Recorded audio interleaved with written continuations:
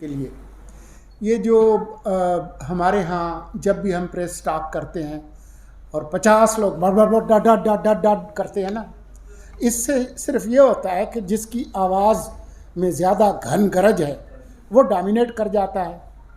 बहुत सारे मेरी जैसे नहीफ आवाज़ वाले पीछे रह जाते हैं, ख़वातीन पीछे रह जाते हैं।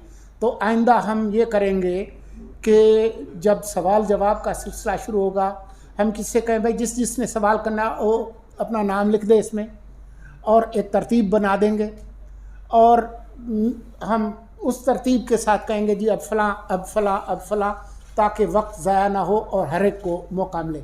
जी फरमाइए। जी अदा